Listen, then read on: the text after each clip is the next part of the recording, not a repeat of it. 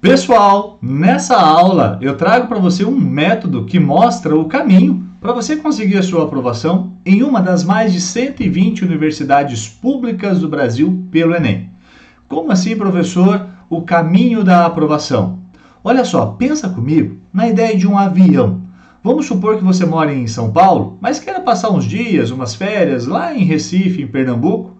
Então você vai lá para o aeroporto, embarca no avião e chega lá em Recife, nessa cidade maravilhosa. Talvez você não tenha percebido, mas esse voo teve uma preparação muito específica. O piloto do avião, ele teve que preencher um mapa de navegação com coordenadas bem específicas para você conseguir chegar lá no seu destino final. O mapa da aprovação Enem funciona da mesma forma, é o mesmo princípio. Vamos supor agora que você é um estudante e você mora em Belo Horizonte e quer fazer a universidade em São Paulo, lá na USP. Então você precisa de um mapa de navegação que mostre o caminho que você vai percorrer para conseguir chegar no seu objetivo final, que é a aprovação lá na Universidade de São Paulo. Então, nessa aula, eu vou mostrar exatamente isso. Um mapa que, na realidade, é um método de estudos que mostra para você o caminho a ser percorrido para você conseguir o seu objetivo, que é a aprovação em uma dessas mais de 120 universidades públicas pelo Brasil. Mas presta atenção, esse mapa ele é principalmente para os cursos mais concorridos, sabe? Medicina, as engenharias, direito, psicologia, administração, enfim, os cursos que os alunos precisam de uma nota um pouco maior para conseguir passar. Mas também para os alunos que querem as principais universidades do Brasil, tipo a USP, mas também as universidades estaduais e, claro, as universidades federais, ou seja, todas as universidades que aceitam a nota do Enem. E é exatamente essa a estratégia do método de estudos do mapa da aprovação do Enem. É um método que mostra o caminho para você conseguir a sua aprovação através de ciclos de estudos com base na matriz de referência do Enem, em suas competências e habilidades. Então, se você nunca ouviu falar da matriz de referência do Enem, ou se já ouviu falar, você não estuda por ela, ou seja, você não domina as competências e habilidades da matriz de referência, então esse vídeo é especialmente para você. Agora eu vou mostrar o que alguns alunos falam quando usam o método de estudos mapa da aprovação do Enem. Acompanhe comigo. Bom, eu recebo várias mensagens e eu gostaria de ler apenas algumas aqui para vocês entenderem um pouquinho mais sobre o método. Olha só, o Igor disse que, para falar a verdade, eu já sabia do edital, mas eu estudava pelos anexos e esquecendo de que o Enem é uma prova que avalia mais o contexto social que o fictício, algo que grandes canais de YouTube e todos os cursinhos preparatórios não ensinam, pois espalham conhecimento de forma granulada para vários vestibulares e se esquecem que deveriam focar em apenas uma prova para entender a sua metodologia. Ano que vem será meu último ano de ensino médio. Quando eu for aprovado na Universidade Federal do Mato Grosso do Sul, eu volto aqui para divulgar a minha classificação. Espero por você, hein? Nossa, eu estava estudando tudo errado. Na verdade, perdendo tempo. Obrigado por compartilhar da informação e estarei acompanhando. Muito bom conteúdo, professor. Comecei a estudar pelas competências e habilidades, agora estou conseguindo fazer 70 a 80 questões no primeiro dia. Além de otimizar o tempo de resolução, sem dúvidas a matriz de referência do Enem foi a coisa mais importante que descobri esse ano. Agora, antes de eu mostrar como que funciona exatamente o método, eu quero falar para quem é e para quem não é esse método de estudos. Vamos lá? Para quem é o mapa da aprovação do Enem? Esse método é para você que tem bastante tempo de estudos, tem o dia inteiro para você estudar. Talvez você não precise se preocupar com trabalho, o seu único objetivo é estudar, mas ainda assim você tem dificuldade em começar a estudar e aproveitar melhor o seu tempo. Aliás, não é exatamente a quantidade de tempo que vai fazer você ter um bom desempenho, mas sim uma boa orientação para você aproveitar melhor o tempo disponível e para você não entrar em procrastinação. Ele também é para você que trabalha o dia inteiro e tem pouco tempo disponível para estudar. Então, apesar de ter muita gente com tempo disponível, Tem gente que tem pouco tempo disponível. E talvez seja a sua situação. E você precisa otimizar o seu tempo, precisa estudar de forma mais direcionada, precisa ter uma orientação melhor. Então esse método de navegação acaba sendo muito importante para você que precisa otimizar o seu tempo, já que na realidade você não tem tanto tempo disponível. É para você também que na realidade já está estudando há vários anos, já fez cursinho presencial, já fez cursinho online e de repente você chegou num momento que parece que você não consegue passar de um determinado desempenho, você não consegue alcançar o seu objetivo final porque você meio que estacionou. Então, esse método é especialmente voltado para você. É para você que já comprou um monte de cursinho online, já fez cursinho presencial, segue um monte de professor na internet, mas na realidade você tem a impressão que é tudo igual, que no fundo você estuda da mesma forma e acaba tendo os mesmos resultados. Então, o método da aprovação Enem, ele vai servir para você ter um direcionamento maior, um direcionamento muito melhor para a prova do Enem, que na realidade é o seu objetivo. Então não adianta ter esse monte de cursinho, esse monte de professor que você acaba seguindo se você não consegue ter direcionamento. Esse método é para você que quer saber exatamente o que priorizar na prova do Enem. Talvez você já tenha um bom cronograma, você já tenha um bom domínio de conteúdo, mas falta alguma coisinha. Falta exatamente isso. O que estudar de forma direcionada para a prova do Enem. Porque senão você acaba caindo na mesma situação da grande maioria dos alunos. Você estuda na realidade para o vestibular e você apenas resolve questões do Enem. E não pode ser assim, você precisa ter um direcionamento voltado especificamente para a prova do Enem. Agora, sabe para quem não é esse método? Porque ele não é para todo mundo. Ele não é para aqueles alunos que querem apenas dicas de estudos. Não, o método da aprovação do Enem, ele te mostra como estudar, o que estudar, para que você domine 100% da matriz de referência do Enem e, óbvio, consiga o seu objetivo. Então, se você quer apenas dicas de estudos, então esse método não é para você. Sabe também para quem não é esse método? Esse método também não é para aqueles alunos que não estão totalmente comprometidos com o seu objetivo, ou na realidade nem tem muito objetivo. Então tem alunos que querem estudar quando dá. Quer chegar no final de semana, estudar lá 2, 3 horinhas e ver no que vai dar. Não, esse método ele não serve para quem quer estudar de vez em quando. Todo mundo tem que estar comprometido. Ele só serve para você que está comprometido com os seus estudos. Então se você quer estudar de vez em quando, olha, esse método não é para você mesmo. Bom, galera, como que eu desenvolvi esse método de estudos? Olha só essa história. Eu sou professor há mais ou menos 15 anos. Professor de cursinho, professor de escolas, ensino médio, plataforma online. E a minha trajetória não foi tão simples, não. Quando eu era pequeno, eu morava com a minha mãe e com o meu padrasto numa cidadezinha bem pequenininha no interior do Paraná, chamada Uraí, procura aí no mapa, tá? O meu padrasto, ele era caminhoneiro, então ele ficava muito tempo fora. Eu ainda não conhecia o meu pai biológico. E a minha mãe, ela tinha que de vez em quando trabalhar na roça. E muitas vezes eu tinha que ir junto com a minha mãe, não tinha com quem ela me deixar. Eu era pequeno, mas eu ia junto com a minha mãe. E quando eu ia junto com a minha mãe, eu acabava ajudando na colheita do algodão. E em virtude disso, eu acabei comprando o meu primeiro material de estudos de escola, na época, com o dinheiro que eu acabei ganhando na colheita do algodão. O meu material, na realidade, era o caderno, lápis, borracha, porque a minha bolsa, para vocês terem uma ideia, era um saco de arroz de 5 quilos que eu colocava o caderno lá dentro. Era a minha Kipling da época, maravilha.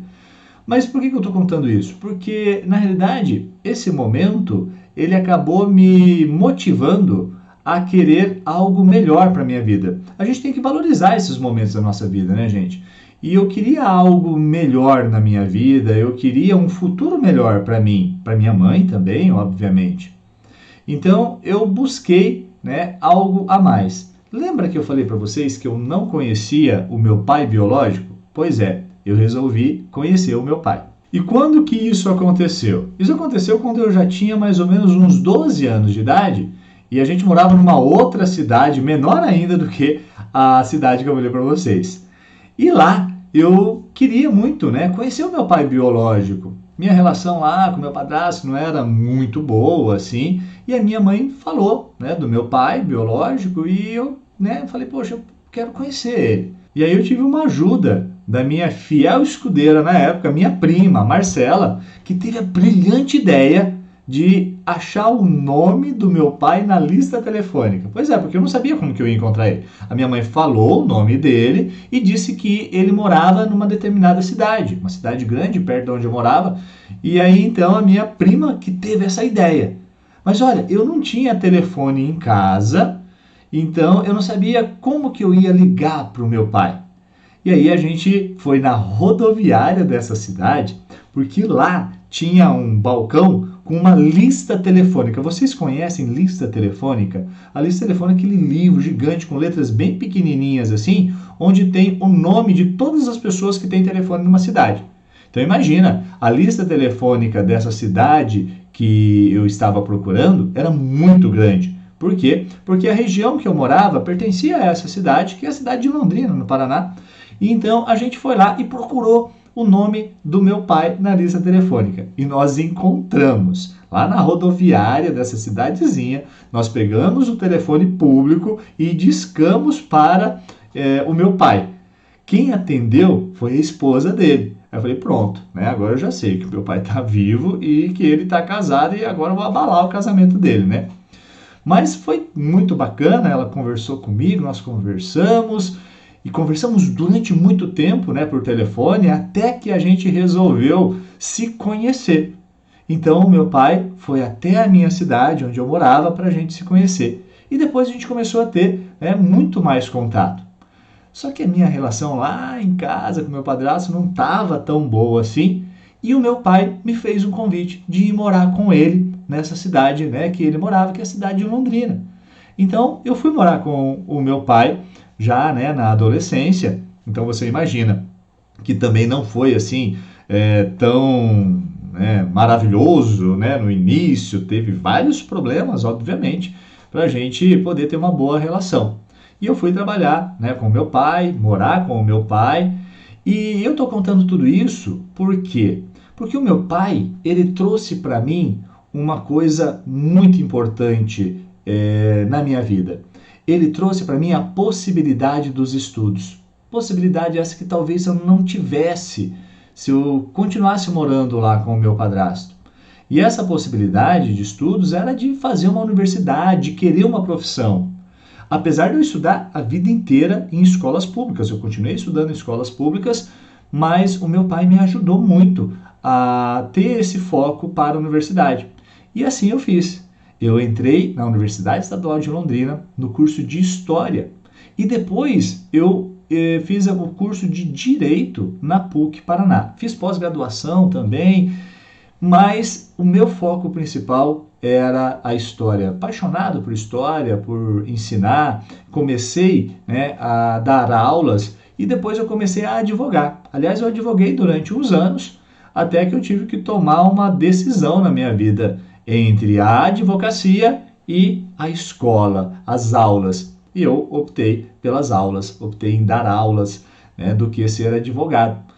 É uma decisão que para mim foi ótima, me fez ter foco naquilo que eu realmente queria, naquele sonho que realmente eu queria desenvolver na minha vida, que era ser um professor, né, muito bom, né, na minha área e que pudesse ajudar os meus alunos. Esse era o meu foco principal. E foi isso que eu fiz. E aí, como professor, eu dei aula em escolas, né, diversas escolas, ensino médio especialmente, até que chegou um momento que eu fui chamado para ser diretor de uma escola, de uma boa escola. E nessa escola nós abrimos um cursinho preparatório, e esse cursinho, gente, ele acabou atraindo muitos alunos, especialmente de escolas públicas. Só que esses alunos tinham muita dificuldade em conseguirem vagas nos cursos mais concorridos, especialmente da universidade da cidade, que era apenas o vestibular. E aí eu comecei a perceber também que existiam outras possibilidades para esses alunos, especialmente de escolas públicas, que era o Enem. apesar da universidade estadual na cidade ainda não aceitar a nota do Enem na época, existiam várias outras universidades próximas e principalmente, gente, as universidades privadas, as universidades particulares que aceitavam a nota do Enem e davam bolsas de 50% ou 100% para esses alunos. Então, o meu objetivo a partir desse momento foi preparar melhor esses alunos para conseguirem essas vagas através da prova do Enem. Então, eu mergulhei na prova do Enem, estudei a prova do Enem, criei, né, toda uma metodologia para o aluno estudar para a prova do Enem e percebi que não poderia ser a mesma metodologia do vestibular, a prova era diferente. Então, eu comecei a ensinar para a prova do Enem.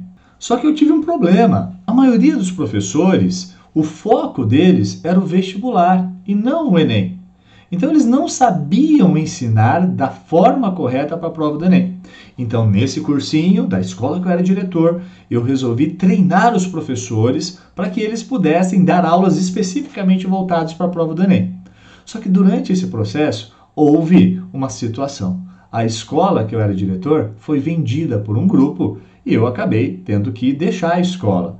E o cursinho acabou se desfazendo. Por quê? Porque os novos donos tinham foco no vestibular, não conheciam nada de Enem. Então o cursinho voltou ao seu foco apenas para o vestibular e eu acabei saindo da escola.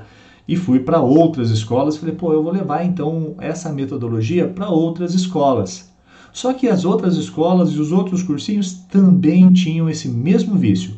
O foco deles era ensinar a passar no vestibular e não ensinavam para o Enem. Aliás, eles às vezes até falavam lá que tinha um curso preparatório para o Enem, mas eram as mesmas aulas dos vestibulares, que a única coisa que tinha de diferente eram os exercícios do Enem. Eu falei, gente, não é assim que se ensina para o Enem. Nós temos que fazer o aluno dominar a matriz de referência do Enem, as competências, as habilidades. O professor precisa ensinar a partir dessas competências e habilidades. E esse foi, né, o meu foco a partir de então. Só que a escola, como eu disse, teimava em ensinar para o vestibular. Então eu mesmo decidi, falei, eu vou montar o meu próprio cursinho. Eu vou ensinar os alunos a estudarem para a prova do Enem. Então, desenvolvi um cursinho presencial na época, voltado para os alunos, especialmente de escolas públicas. Só que também tive uma dificuldade, né? Uma dificuldade financeira e de pessoal. Financeira por quê? Porque tinha que ter dinheiro para investir. Os alunos tinham que conhecer essa metodologia. E de pessoal também. Por quê? Porque eu tinha que ter professores que entendessem da metodologia. Busquei treinar alguns professores, né, para o cursinho poder funcionar, mas, como eu disse, eu não tinha dinheiro para investir e aí eu tive muitas dificuldades de fazer com que os alunos chegassem até o meu cursinho. Resultado, acabei tendo que fechar o cursinho e voltei exclusivamente para as aulas novamente. E aí eu decidi, falei, eu vou ensinar dentro da minha área do conhecimento. A minha área de conhecimento é ciências humanas. Apesar de dar aula específica de história, eu também dou aula de filosofia, de sociologia. Então eu posso ensinar as competências e as habilidades da matriz de referência dentro da minha área de conhecimento. E foi o que eu comecei a fazer com as minhas aulas. E isso trouxe já alguns resultados interessantes, porque eu acabava orientando os alunos para a prova como um todo. E aí eles iam descobrindo essas características da prova do Enem e iam me perguntando, né? Iam conhecendo mais, iam querendo mais. E aí eu decidi fazer um canal no YouTube para desenvolver, né, um cursinho não, mas para desenvolver essa metodologia, trazer informações para os alunos. Então, desenvolvi um canal no YouTube, eu criei um canal no Instagram e comecei a trazer essas informações. E isso, na realidade, acabou ganhando o Brasil, né? Então, essa metodologia, ela hoje atende o Brasil inteiro. E por isso que eu estou aqui agora. Por quê? Porque eu quero trazer para vocês, com mais detalhes, essa metodologia para você conseguir o seu objetivo, a sua aprovação, em uma dessas mais de 120 universidades públicas do Brasil. Então foi dessa forma que eu desenvolvi a metodologia e eu vou mostrar para você exatamente como que ela funciona a partir de agora. Muito bem, então chegou o momento de você entender de uma vez por todas como que funciona o método de estudos Mapa da Aprovação do Enem. Claro, esse método é voltado para a prova do Enem. E talvez você tenha se acostumado a estudar para o Enem da mesma forma que você estuda para o vestibular. Está errado. Ainda mais se você quer um curso bastante concorrido. Você precisa de uma metodologia que te ensine a dominar a matriz de referência do Enem, as competências e as habilidades da matriz de referência. Não é simplesmente ouvir falar das competências e das habilidades. E por que você não deve estudar para o Enem da mesma forma que você estuda para o vestibular? Porque olha só, quando você vai fazer um vestibular, se você já fez um vestibular, você já deve ter percebido que o vestibular acontece uma única vez na grande maioria das universidades. Então já reparou que você tem uma única chance de você ser aprovado? E às vezes você tem que sair do local onde você mora e se deslocar, às vezes em outro estado, né, viajar, ter todo um investimento para você fazer a sua prova que muitas vezes não é na cidade onde você mora. Então, eu sempre digo que o vestibular, ele é uma prova onde você tem uma única chance. Você tem que ir lá, escolher o curso que você vai fazer, estudar o edital do vestibular, torcer para que aquele edital cobre realmente todos os conteúdos que você estudou. Aliás, que a prova, né, cobre todos os conteúdos que você estudou. Então, o edital, ele traz todas as possibilidades de cobrança, mas não quer dizer que aquilo que você estudou vai cair na sua prova. Então, o vestibular, ele limita as suas chances. É claro, tem algumas universidades que são muito específicas e que o aluno só tem aquela possibilidade para entrar na universidade. Mas não é o caso da grande maioria dos estudantes no Brasil. A gente tem mais possibilidades. E essa outra possibilidade que a gente tem não é pelo vestibular, que te dá apenas uma chance.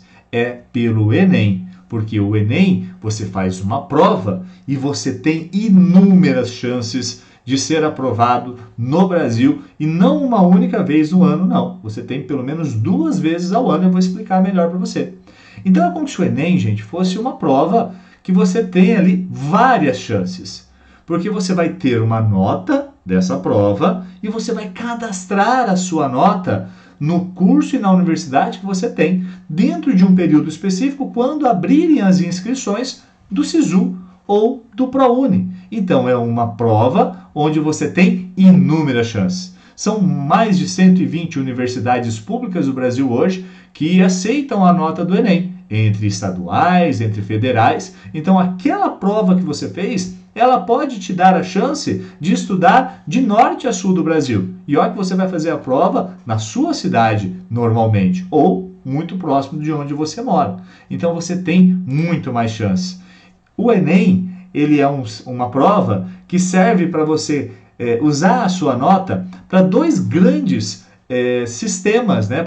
Para 2 grandes formas de ingresso na universidade, através do SISU, através do ProUni. Você já ouviu falar? O SISU, ele é um sistema que usa a nota do Enem para as universidades públicas. Nós temos vagas no primeiro semestre e no segundo semestre. Só para vocês terem uma ideia, no primeiro semestre, nós temos ali mais ou menos 240 mil vagas pelo SISU.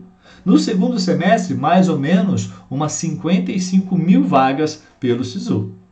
E o ProUni? O que é o ProUni? O ProUni é um programa também do governo que usa a nota do Enem para você conseguir bolsas de 50% ou de 100% nas universidades particulares.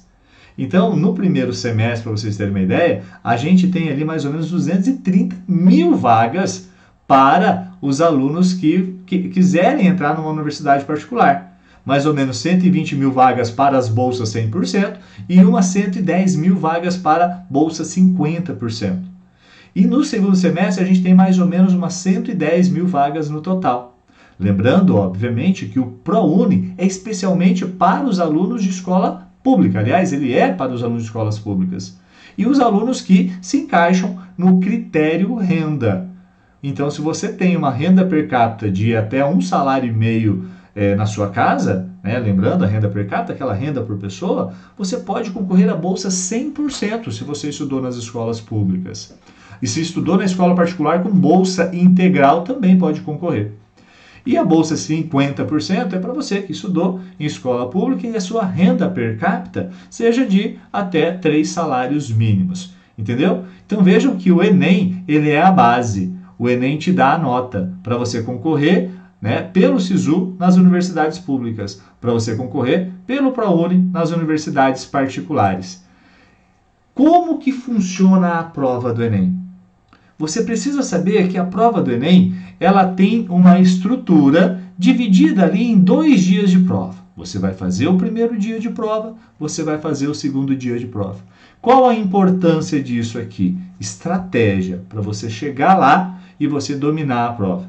Então veja que o Enem é muito diferente dos vestibulares, não é mesmo? O Enem, ele tem uma matriz de referência que eu vou explicar para vocês. E é em cima dessa matriz de referência que a gente tem a estrutura dos 2 dias de prova. No primeiro dia de prova, então, você vai fazer a prova de linguagens e códigos. Veja que não aparecem as disciplinas aqui. As disciplinas, aquelas que você estuda para os vestibulares, elas estão dentro de linguagens e códigos. Então aqui vão ter questões de português? Sim. Vão ter questões de literatura? Sim. De artes? Até de educação física. Olha a competência 3 depois da matriz de referência para vocês entenderem. Nessa prova nós temos 45 questões.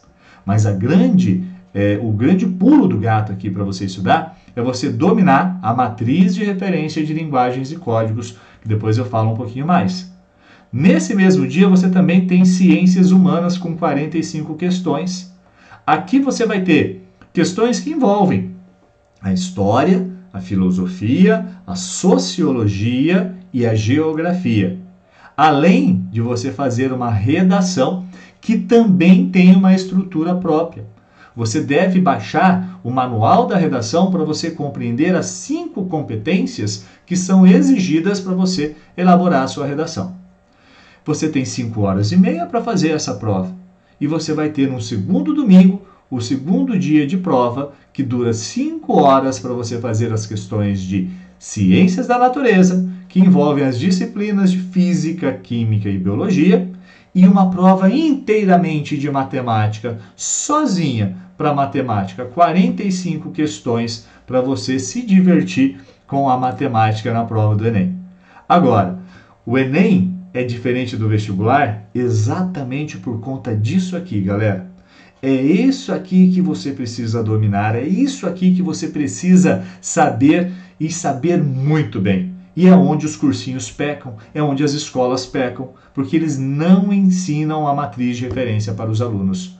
Os cursinhos não ensinam as competências e habilidades da matriz de referência. Se o vestibular tem um edital que diz tudo o que pode cair na prova, gente, o Enem, ele tem um edital dele, chamado matriz de referência. Só que nessa matriz tem tudo o que vai cair na prova do Enem. Tudo! Por quê? Porque todas as habilidades são cobradas na prova do Enem. E como são divididas essas habilidades? Muito simples. Linguagens e códigos, vocês não viram que tem 45 questões? Essas 45 questões são feitas a partir das 30 habilidades de linguagens e códigos. E no mapa da aprovação do Enem, você vai aprender todas as habilidades de linguagens e códigos. Eu vou mostrar para você como estudar cada uma dessas habilidades. Essa é a base do método para você compreender. A prova de ciências humanas tem 45 questões, também com 30 habilidades. A prova de linguagens e códigos, 45 questões, também com 30 habilidades. E matemática, obviamente, 45 questões com as 30 habilidades. Cada área do conhecimento tem 30 habilidades para você trabalhar.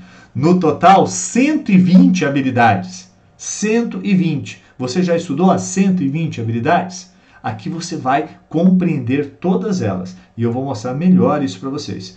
Então, professor, quer dizer que se eu tenho 45 questões de linguagens e códigos, mas eu tenho 30 habilidades, todas as habilidades são cobradas? Sim, todas as habilidades vão ser cobradas. Então, quer dizer que algumas habilidades serão repetidas? Sim, algumas habilidades podem ser repetidas, ok? E aí, como que funciona isso na prática? Olha aqui comigo, papel e caneta para você entender muito bem. Vou pegar uma área do conhecimento, linguagens e códigos, tá bom? Linguagens e códigos tem lá 30 habilidades. Galera, o que são as competências e as habilidades? Vamos lá? Competência é você fazer alguma coisa muito bem feita. Eu uso como exemplo um dia que eu e a minha irmã, quando a gente era pequeno, a gente foi fazer um bolo. A gente era criança e a minha irmã se meteu a cabeça a fazer um bolo e eu fui ajudar a minha irmã a fazer um bolo. Aquela forma que tem aquele furinho no meio, a gente foi lá, colocou os ingredientes e tal, deixamos no forno, de repente a gente viu aquele fumaceiro levantando e aí a gente foi ver, a gente queimou o bolo. O nosso bolo serviu para a gente brincar de roda-roda com ele no chão, de tão duro que ele ficou. Por quê? Porque a gente não tinha competência para isso. A gente não soube desenvolver habilidades para você fazer um bolo bem feito. Então, competência é isso, é fazer algo bem feito.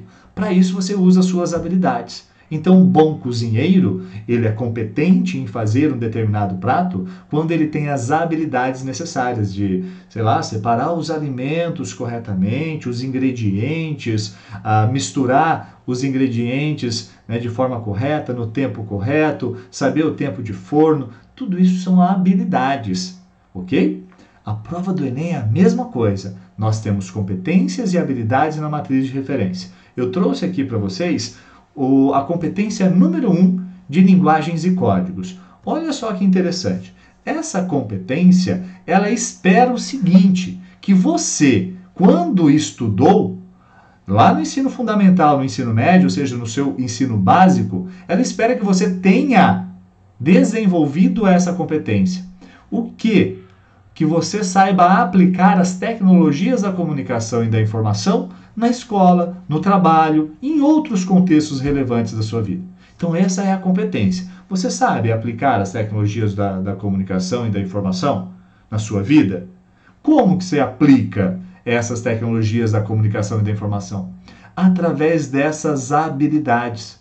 Então vejam que o foco aqui é tecnologia da comunicação e informação, certo? Então, todas as habilidades dessa competência vão falar de tecnologias da comunicação e da informação. Quer ver comigo? Olha a habilidade 1. Identificar diferentes linguagens e seus recursos expressivos, como elementos de caracterização do sistema de comunicação e informação. Então, vejam que a tecnologia da comunicação e informação aqui são os sistemas de comunicação e informação. Se você está estudando para a prova do Enem, você tem que saber o que são os sistemas de comunicação e informação. Porque a gente tem pelo menos 4 questões que vão cair que envolvem sistema de comunicação e informação. Já te falaram isso? E o que dentro do sistema de comunicação e informação você tem que saber? Primeiro, as diferentes linguagens e os recursos expressivos. Olha a habilidade 2. Recorrer aos conhecimentos sobre as linguagens do sistema de comunicação e informação para resolver problemas sociais. Então, a gente pode resolver problemas sociais através das linguagens do sistema de comunicação e informação. Então, primeiro a gente reconhece as diferentes linguagens, depois a gente recorre a essas linguagens para resolver problemas sociais. Olha a habilidade 3. Relacionar informações geradas no sistema de comunicação e informação, considerando a função social desses sistemas. Então vai lá, você já sabe que são sistemas de comunicação e informação, não sabe? Vou dar um exemplo. O jornal é um sistema de comunicação e informação, as campanhas publicitárias, sistema de comunicação e informação, as revistas, a internet, o Twitter, o Instagram são sistemas de comunicação e informação. Eles devem cumprir uma função social. Olha só que interessante. Então, se é função social, eles têm que servir para o bem da sociedade. É aqui que a gente pode combater, por exemplo, fake news. Mas vamos lá, eu quero que você entenda essa matriz. Habilidade 4. Reconhecer posições críticas aos usos sociais que são feitos dessas linguagens do sistema de comunicação e informação. Tem gente que está usando o sistema de comunicação e informação de uma forma meio ruim para a sociedade. Então, tem gente criticando esse tipo de uso. Professor, mas como que isso se materializa na prova do Enem? Como que eu estudando para essa prova, eu vou perceber isso na prova do Enem? Então vamos lá, olha só isso aqui, um exemplo de uma questão do Enem. Essa questão, gente, é da habilidade 1, Mas aqui vem uma informação muito importante. É óbvio que a prova do Enem não vai estar lá descrita a habilidade em cada uma das questões. Essa descrição ela vem posteriormente com a divulgação de dados da prova do Enem pelo MEC. É em cima desses dados que eu montei a metodologia de estudos que você está vendo agora. Só que o professor, quando ele ensina pelas habilidades, ele faz você entender que determinadas questões serão cobradas na prova do Enem. Eu não disse para vocês que vai cair uma questão, por exemplo, da habilidade 1. A habilidade 1 está aqui. Vai ser cobrado? Vai. O que ela quer? Que você identifique diferentes linguagens e os recursos expressivos. Esse é o objetivo, tá? Da onde? Do sistema de comunicação e informação. Olha só essa questão, galera. Aqui nós temos a gente tem aqui um cartoon, não é? Então veja que aqui a gente tem um cartoon, tem uma historinha bonitinha. E olha o comando dessa questão, porque o cartoon é o nosso sistema de comunicação e informação, tá? E olha o comando da questão, a perguntinha.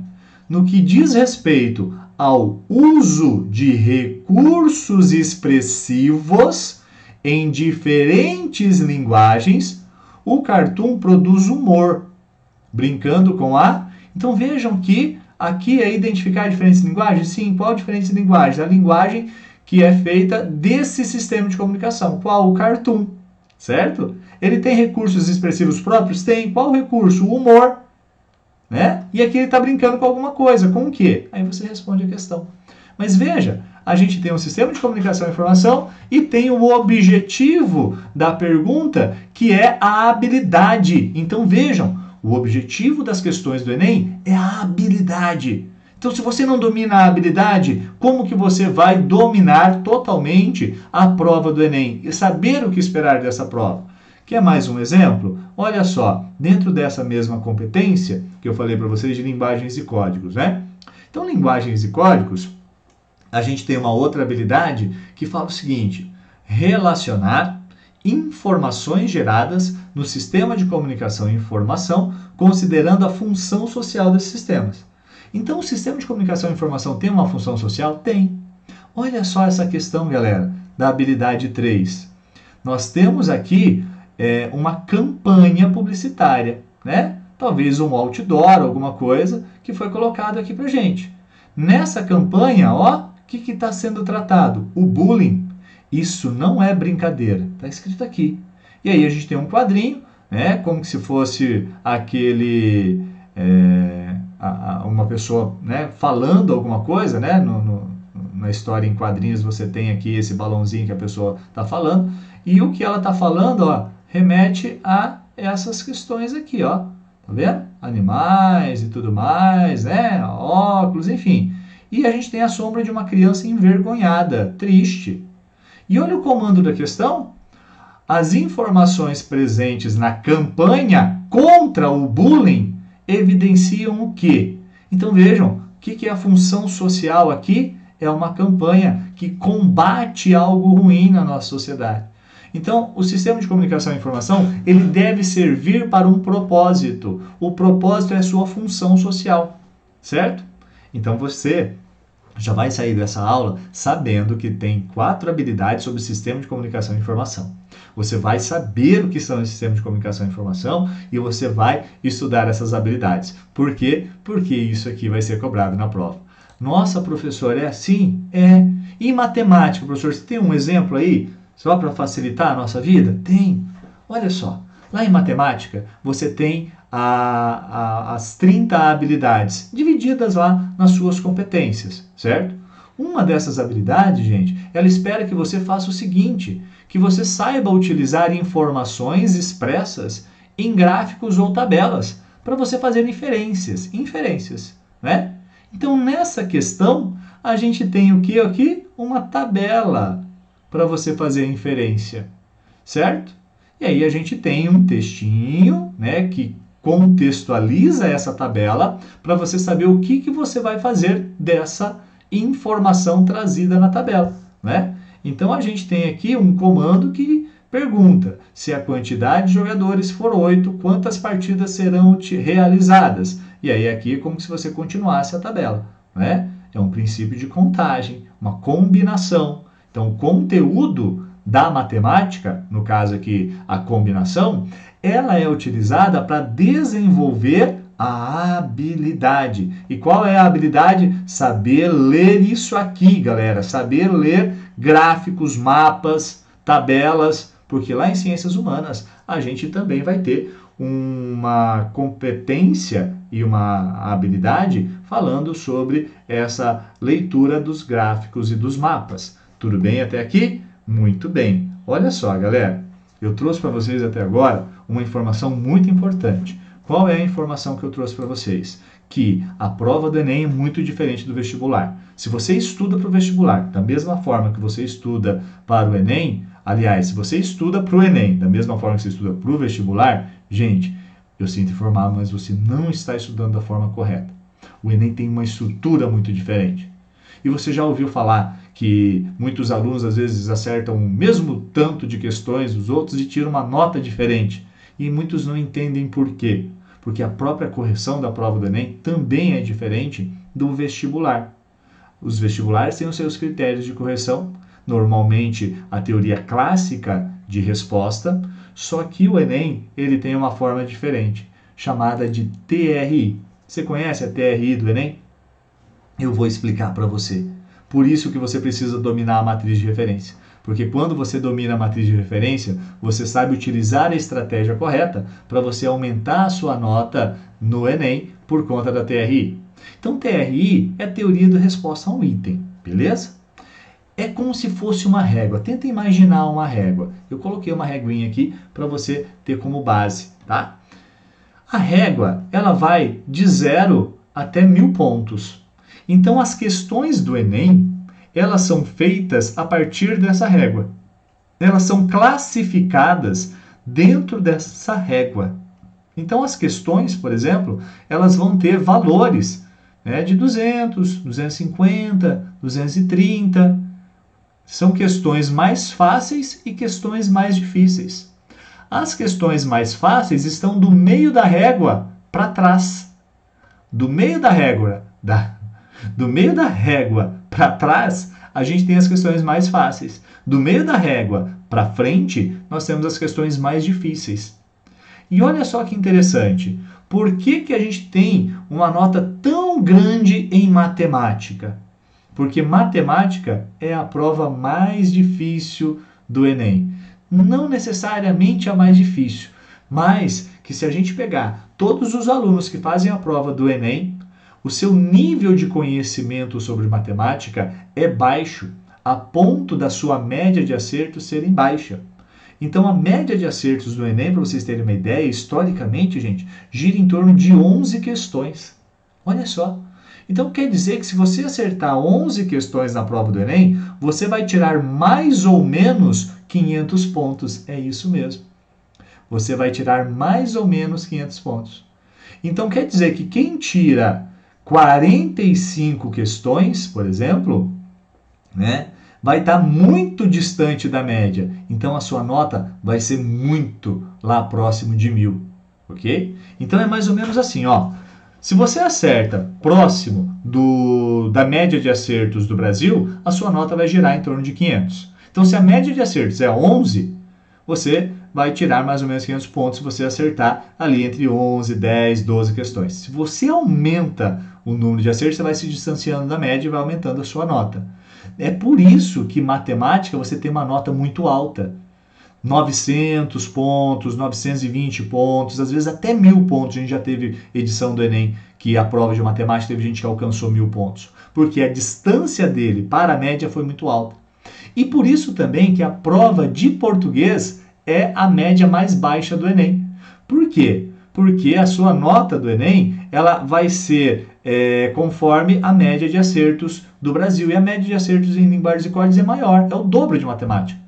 Então, por exemplo, se você acerta 30 questões em matemática, a sua nota vai ser muito diferente das 30 questões se você acertar também em linguagens e códigos, ok? Normalmente você vai ter uma nota muito maior em matemática e uma nota menor em linguagens e códigos. Por isso que a sequência de notas que a gente tem para os alunos que fazem a prova do Enem é redação, depois matemática, depois ciências da natureza ou ciências humanas e, por último, linguagens e códigos. Entendeu? Essa é mais uma estrutura específica da prova do Enem.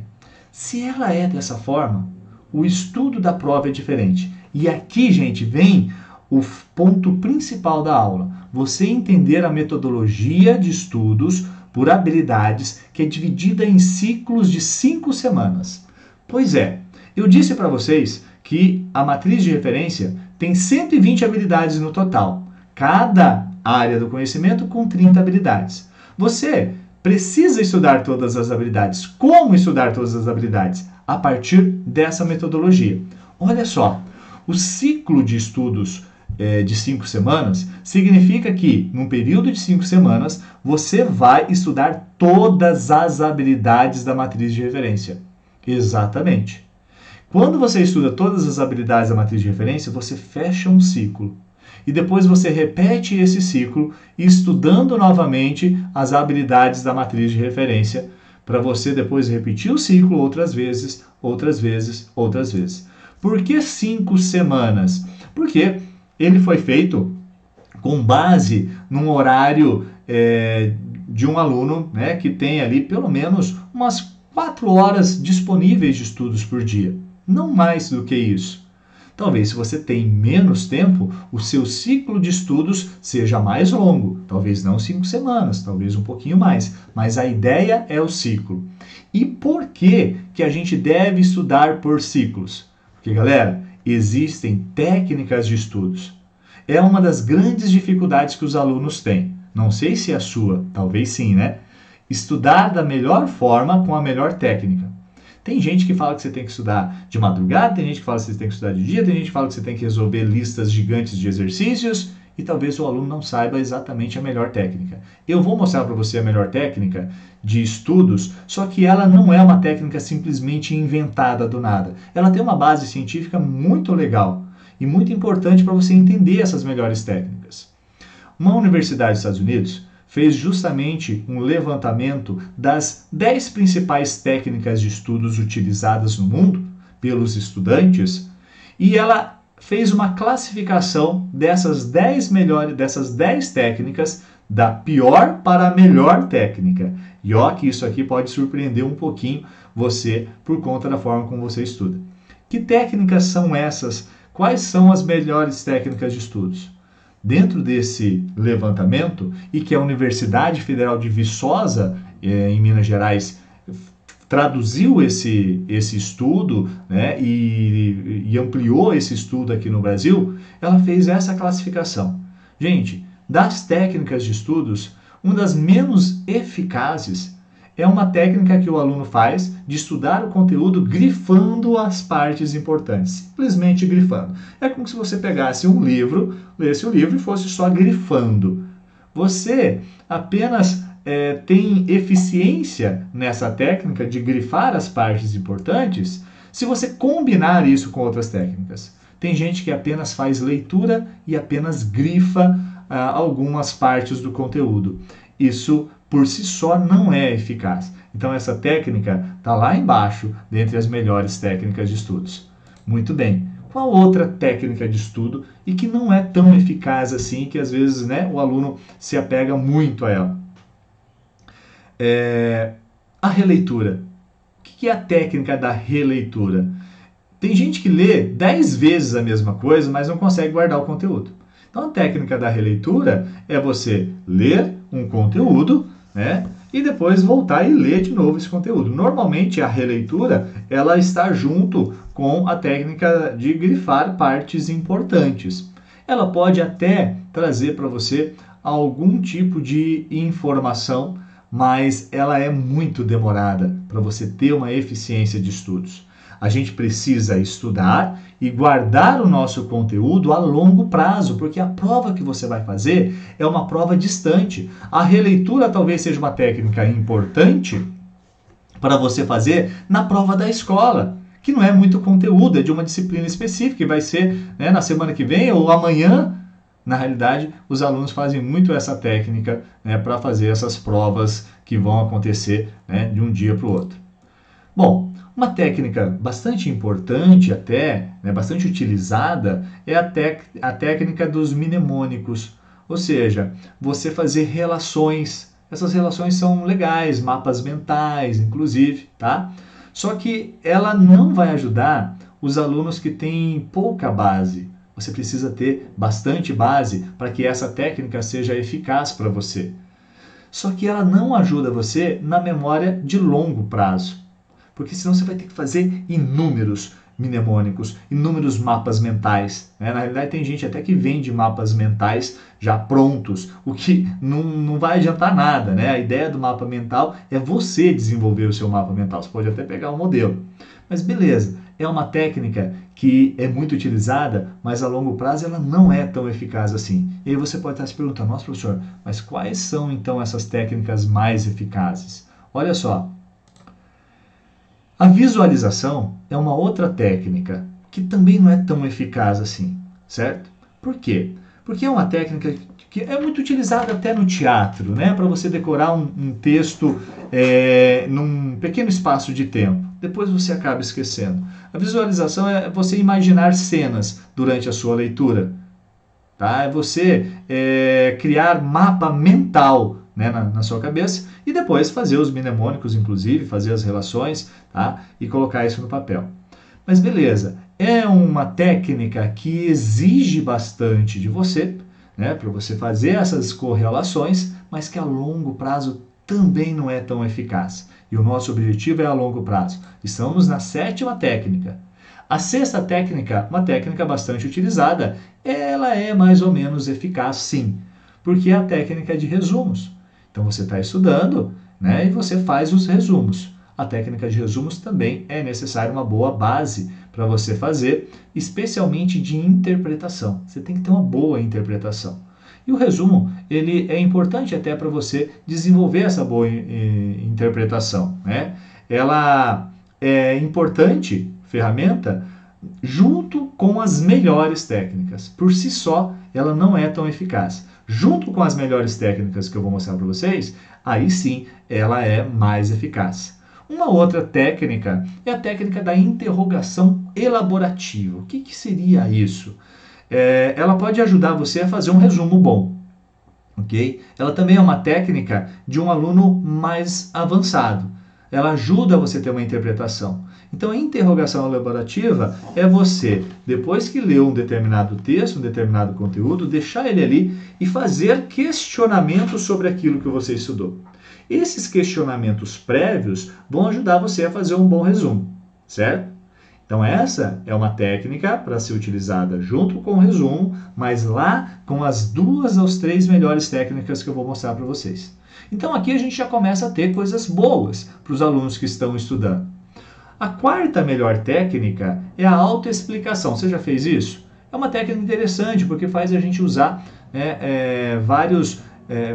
várias áreas cerebrais e isso é muito legal para o nosso aprendizado, tá? Então a autoexplicação é você explicar para si mesmo. É claro que isso não é simplesmente uma leitura em voz alta, tá, gente? A autoexplicação é você usar as técnicas anteriores, né? A técnica da interpretação, né? É a técnica de você fazer as questões, os questionamentos, e aí você se explicar. Vai na frente do espelho, dá uma aula para você mesmo. Essa é uma técnica interessante. Agora a gente começa a entrar, na realidade, nas melhores técnicas, naquelas que vão trazer grandes resultados para vocês. É a terceira melhor técnica, é o estudo intercalado. É você dividir as áreas e os conteúdos do seu dia em ciclos de habilidades. Daqui, as 3 técnicas que eu vou explicar para vocês, elas compõem o método de estudos do mapa da aprovação Enem. O método de estudos por habilidades, por ciclos que você vai compreender. O estudo intercalado, então, é você fazer essa divisão. É você ter um dia de estudos e você intercalar nas áreas de conhecimento para você estudar. Então, é um ciclo de estudos. Por quê? Porque a gente cansa, gente. Se a gente ficar fazendo apenas uma coisa durante o dia inteiro, durante várias horas, o nosso cérebro vai cansar. Ele precisa ter essa troca, né? Por isso que a gente precisa estudar dessa forma intercalada. Agora, olha a segunda técnica, a medalha de prata. Resolver provas. Aqui vem uma coisa interessante. Muitos alunos resolvem provas, muitos alunos fazem simulados, fazem listas de exercícios. Porém, não fazem o mais importante disso, que é a análise criteriosa das provas, dos simulados, da lista de exercícios. Analisar acerto por acerto, erro por erro. Exatamente, acerto por acerto, erro por erro. Isso ajuda na memória de longo prazo. Então, a resolução das provas é importantíssima, mas mais importante é a análise posterior. No nosso método, você tem simulados que são feitos a partir do término de um ciclo de estudos. Então, ó, técnica 3 com a técnica 2. E aí você vai analisar dentro desses simulados os seus erros para você repetir a técnica, né, repetir o ciclo novamente. E aí vem a número 1, que é a prática distribuída. É justamente o estudo por ciclos e intervalos de estudos. É a divisão do conteúdo em ciclos. Então, o que você vai fazer? Você vai pegar o seu conteúdo, só que você vai voltar nesse conteúdo novamente.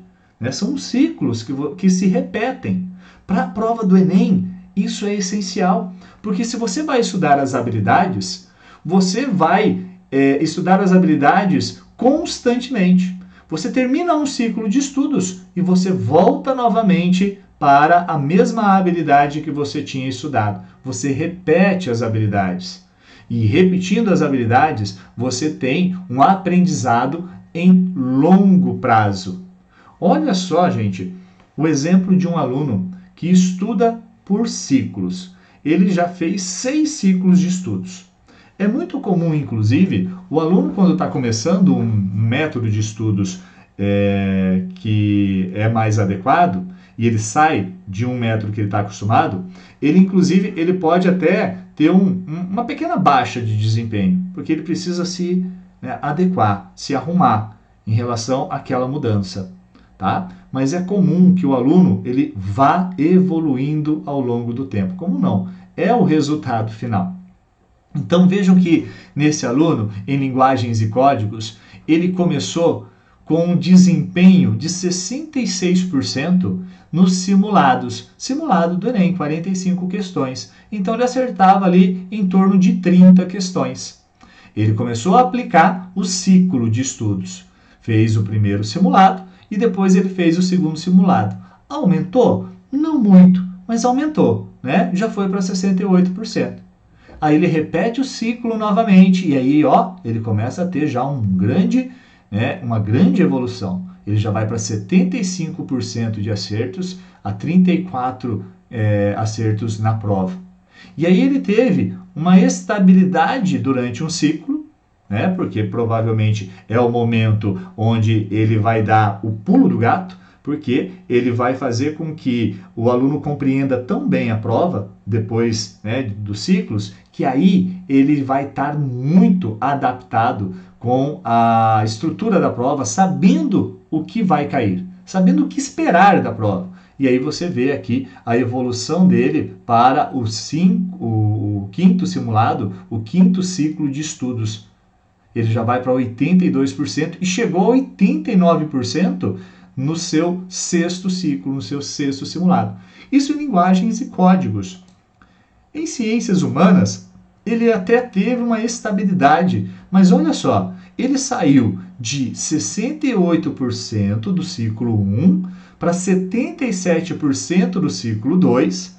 E aí, gente, ele foi a 91% e estabilizou em 89%. Estabilizou ali, ó. Eu posso dizer que esse aluno, a média dele é uma média 40.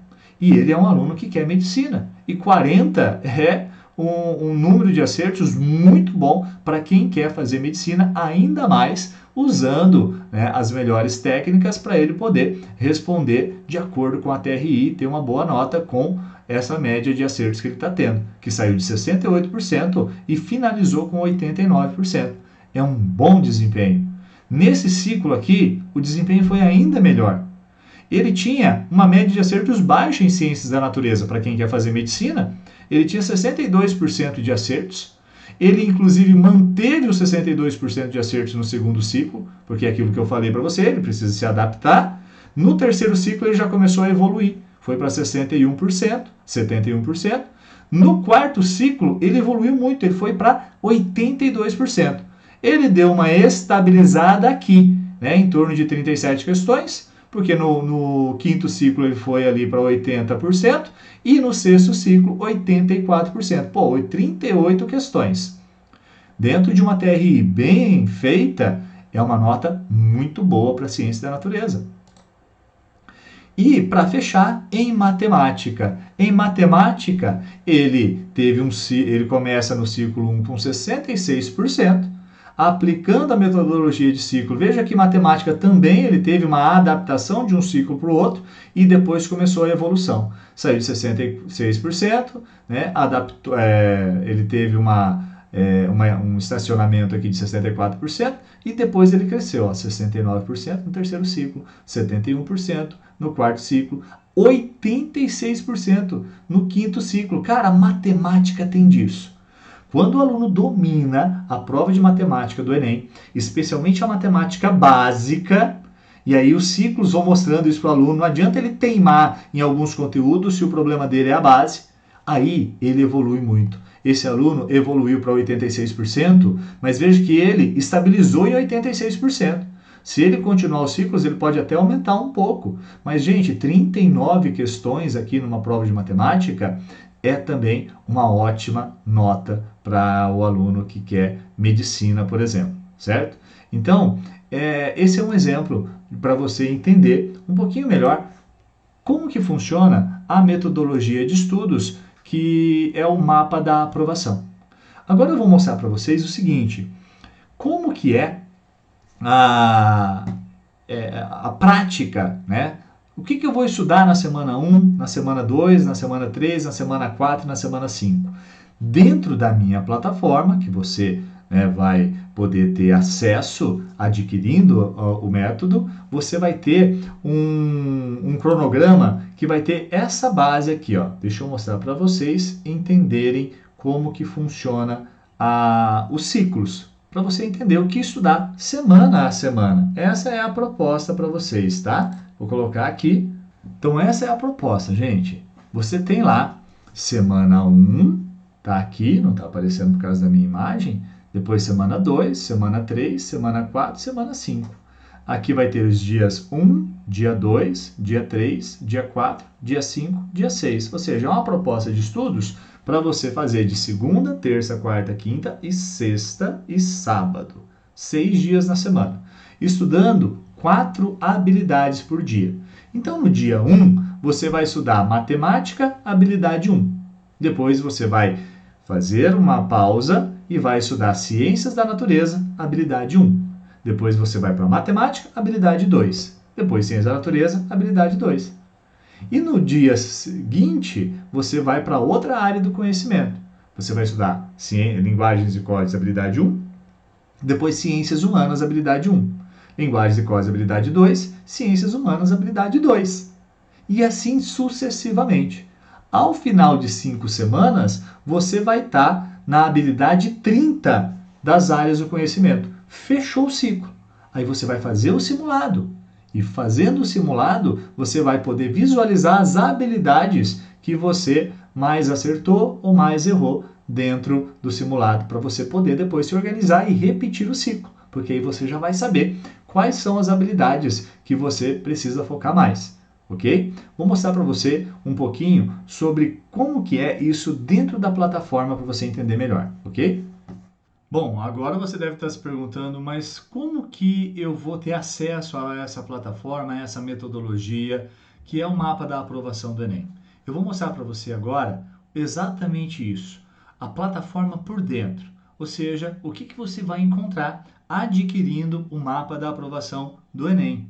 Olha só, você vai ter acesso a uma plataforma onde ela tem uma divisão em 13 módulos. São 13 módulos simples. Esquece aquelas plataformas que tem 3.500 aulas, 520 módulos, onde você fica mais angustiado do que nunca porque você nunca dá conta de tanto conteúdo, de tanta coisa que você tem para fazer. O simples é muito mais eficiente quando ele é direcionado para o seu objetivo. E esse é o objetivo também da plataforma, para que ela seja simples e direcionada para você. Lembra? É um mapa de navegação para você chegar até o seu objetivo. Então, aqui dentro da plataforma, você vai ter acesso a 13 módulos. O primeiro módulo é o módulo sobre os segredos do Enem, onde eu te dou as boas-vindas, você vai entender melhor sobre a matriz de referência do Enem, você vai entender melhor sobre a teoria de resposta ao item, as informações básicas. Assim como o módulo 2, onde você vai ter um módulo especificamente voltado para você estudar para o Enem, de forma mais correta. Como estudar para a prova do Enem? Como levantar o que eu chamo de PDF. Esse PDF ele vai trazer para você peso, dificuldade, frequência de conteúdo e eu vou mostrar para você como você faz isso. O ponto de partida, ou seja, o simulado que você vai fazer. Porque você sabe que você precisa chegar no seu objetivo, ponto final. Mas a gente precisa saber onde você está, ponto inicial. É o simulado que vai trazer essa informação. E é a partir do simulado que você vai começar a estudar por ciclos, que é a base da metodologia. Lembra lá dos três melhores métodos de estudos que eu mostrei para vocês? A estrutura da nossa plataforma é voltada para aqueles 3 métodos. Então, nesse módulo você vai ter essas informações, você vai dominar melhor a prova do Enem. E aí vem o quarto módulo. Depois que você fez o simulado, você vai começar a aplicar os ciclos. Nesse módulo você vai aprender como usar o material e aí começa do dia 1, né, até o último dia do ciclo, o que você vai estudar dia a dia. Semana 1, dia 1. Eu vou começar a estudar a matemática na habilidade 1. Depois eu vou estudar ciências da natureza na habilidade 1. Aí depois matemática habilidade 2, ciência da natureza na habilidade 2. Aqui vai ter um PDF onde você vai baixar esse PDF e olha só que interessante. Esse PDF ele vai trazer isso aqui para você.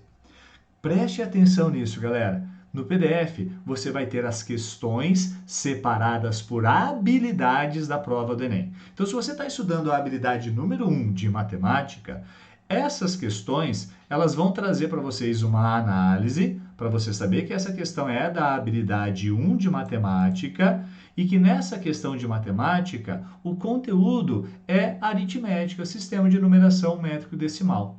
Vai ter o gabarito da questão e vai ter uma resolução em muitas delas. Agora, o principal de tudo, o aluno que ainda precisa muito da teoria, né, de uma aula, você vai ter acesso a um link com aulas gratuitas no YouTube sobre aqueles conteúdos da habilidade 1. Então, aquela questão especificamente, ela tem ali um link com aulas que são direcionadas para você estudar aquele conteúdo. Então, esse é o foco do material, né, da nossa plataforma, onde você vai ter acesso a tudo isso. Você também vai ter acesso a um link com dicas de teoria na própria internet, para você também estudar a teoria daquele conteúdo. E assim sucessivamente. Esse é o ciclo, dia a dia. Dia 1, dia 2, de novo, vai ter aqui os PDFs com os exercícios. Cada PDF, galera, tem em média mais ou menos 10 questões. Você não precisa estudar as 10 questões no primeiro ciclo. Aliás, não deve. Lembra que dentro da metodologia, estudar menos questões, mas através de ciclos é melhor? A cada ciclo, resolva ali de 1 a 2 questões daquela habilidade. Reflita sobre a habilidade. Vá atrás do conteúdo que é indicado no link do YouTube. Vá atrás de uma teoria que é indicada no link de teoria. Ou então de outras listas de exercícios que vai aparecer em uma ou outra questão aqui dessa lista que você vai ter. O ciclo todo demora então 5 semanas. Ao final da 5ª semana, você vai ter a possibilidade de fazer um segundo simulado. Quando você faz o simulado, você então vai poder preencher né, as suas dificuldades, as habilidades que você vai apresentar, as dificuldades, você vai ter um vídeo explicando como preenche o gabarito, e aí você vai repetir o ciclo. Repetindo o ciclo, você vai nas questões que você ainda não resolveu. Simples, simples, eficiente, muito eficiente. Aí, galera, vocês vão ter um módulo de ciências humanas, onde eu gravei as 30 habilidades de ciências humanas para você entender todas as habilidades de ciências humanas. Você vai ter um módulo também com um professor que gravou para mim as habilidades, aliás, as competências todas de matemática. Você também vai ter um módulo sobre o que priorizar em cada área das habilidades do Enem, cada área do conhecimento. Então, ciências da natureza na habilidade 1. O que normalmente é cobrado na habilidade 1? Você vai ter nesse módulo. Você vai ter um módulo que vai te trazer algumas dicas sobre como melhorar em relação àquilo que te toma o tempo, aquilo que te leva à procrastinação. Então, são dicas aqui para você vencer esses inimigos, e um módulo com os termos de adesão. O que são os termos de adesão? Os termos de adesão são os documentos que a própria universidade disponibiliza, mostrando quantas vagas ela vai dispor de cada um dos cursos e quais os pesos em cada área do conhecimento. Então, são 13 módulos simples, mas que são muito eficientes dentro da metodologia de estudos por ciclos. Terminou um ciclo, repita o ciclo novamente, depois você vai repetir mais uma vez e assim por diante, até que você domina por completo a prova do Enem e estuda de acordo com as melhores metodologias. Mas, professor, e quanto custa o acesso a essa plataforma? É muito caro? Olha só, galera, eu trouxe para vocês aqui o link que você vai ter acesso para você poder adquirir o mapa da aprovação. Nesse link, você vai ser direcionado para fazer a inscrição. Mas olha só que interessante, o valor para vocês que adquirirem o mapa da aprovação vai ser de apenas R$ 98, exatamente. Seria 149, mas vai ficar por R$ 98. E por quanto tempo eu vou ter acesso à plataforma, professor? Você vai ter um acesso liberado por até 4 anos. Exatamente, é o tempo que você vai ter de sobra para conseguir a sua aprovação, mas que eu tenho certeza que vai ser bem antes. Mas se precisar estudar mais um ano, se precisar ter acesso mais tempo da plataforma, você vai ter. Lembrando que a gente vai ter encontros em grupo, né, para a gente trabalhar algumas dificuldades dos alunos, você e eu, ok? E galera, o que a gente tem aqui de garantia? A garantia, né, do mapa da aprovação. Gente, se você adquirir o mapa e não gostar, você tem até 7 dias para você pedir o seu dinheiro de volta e a gente devolve integralmente o seu dinheiro sem problema algum. Mas eu tenho certeza que você vai gostar. Ainda mais que você vai ter esse bônus de mentoria em grupo comigo, em encontros semanais exclusivos para a gente tirar as dúvidas. E aí você pode navegar por esse site, analisar, né, o que os alunos têm dito sobre a metodologia, né, sobre o que eles têm visto através da metodologia dos estudos por ciclos, dos estudos por habilidades dentro do mapa da aprovação do Enem. Eu espero que você tenha gostado. Eu espero que você faça parte dessa nova forma de estudar, que eu tenho certeza que vai levar à sua aprovação. Eu espero vocês. Se você gostou, adquira e venha fazer parte dessa nova forma que eu espero por vocês aqui para a gente caminhar juntos. Ok? Um abraço. Tchau, tchau. Como estudante de escola tradicional, a gente está acostumado àquela história de aula dada, aula estudada. Então, vai para a aula de manhã, assiste a aula, chega à tarde, pega a apostila, faz um resuminho e faz umas questões. Era assim que era o meu estudo, e eu acho que de grande parte dos vestibulantes, né? Então, eu acho que o jeito que eu estudo hoje, por habilidades, que é o método do professor, parece que ele me alavanca e me aproxima do Enem ao mesmo tempo.